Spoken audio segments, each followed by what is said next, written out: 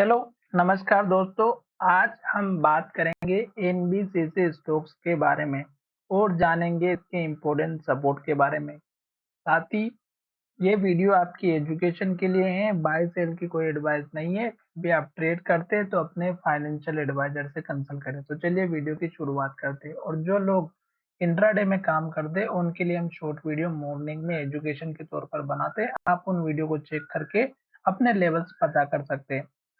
अब यहाँ पर अगर आज के दिन आप देखेंगे तो कल तो मार्केट में गिरावट सभी को पता है हुई थी, सभी स्टॉक्स में हुई थी और सभी स्टॉक्स में लगभग लोअर सर्किट लग चुके थे, पर फिर से हल्की सी रिकवरी आई थी। पर इस स्टॉक्स में जो है जहां से स्टॉक ने गिरावट दिखाई उसके बाद ये स्टॉक उठने का नाम ही नहीं लिया और स्टॉक वहीं जाकर के क्लोज हो गया।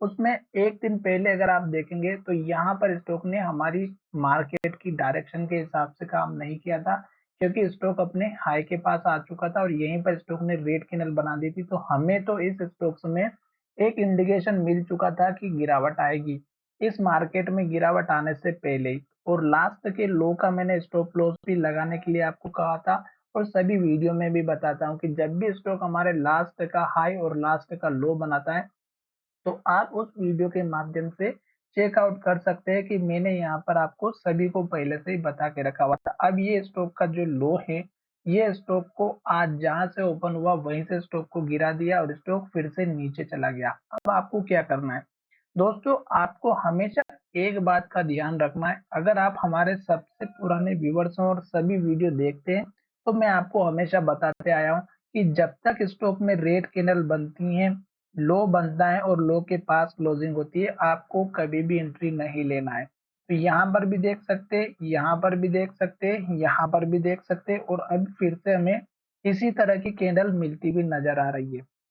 पहला तो रेड कैंडल, दूसरा लो और तीसरा यहाँ पर लो के पास क्लोजिंग। अभी इस स्टॉक ने लो के पास क्लोजिंग नहीं दी तो स्टॉक ने इस लेवल को तो तोड़ दिया और स्टॉक ने इस लेवल पर जाकर के हमारा सपोर्ट लिया है, जो कि यहाँ पर लो बना हुआ और यहाँ पर भी लो बना हुआ है।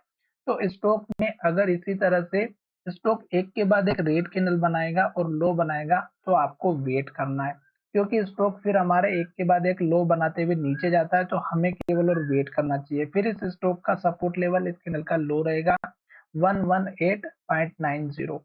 उसके बाद सपोर्ट लेवल इस कैंडल के लो का रहेगा और मेजर स्टॉक का सपोर्ट लेवल इस कैंडल के लो का रखना है, जो लोग लॉन्ग टर्म में काम करते हैं उनके लिए।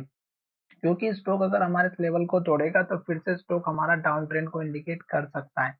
तो लास्ट का लो यही बना हुआ है लॉन्ग टर्म वालों के लिए। अब हम बात करें कि स्टॉक में ये जो हमारी फिर से रिकवरी आई स्टॉक में, ये हमें एक ऊपर का अप ट्रेंड दिखा सकती है और स्टॉक में इस कैंडल के लो का इंट्राडे में आप अपना स्टॉप लॉस या सपोर्ट लेवल लेकर के चल सकते हैं।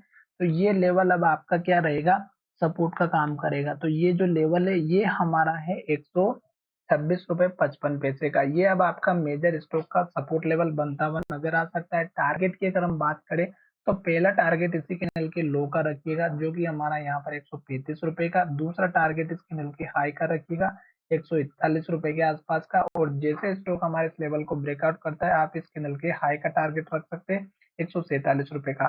तो ये दो तीन आपके मैंने यहाँ पर छोटे छोटे टारगेट भी बता दिए हैं और किस तरह से टारगेट आते हैं। जैसे पुराना हाई था वही टारगेट हमें यहाँ पर देखने को मिला। तो चलिए वीडियो को विराम करते हैं। धन्यवाद।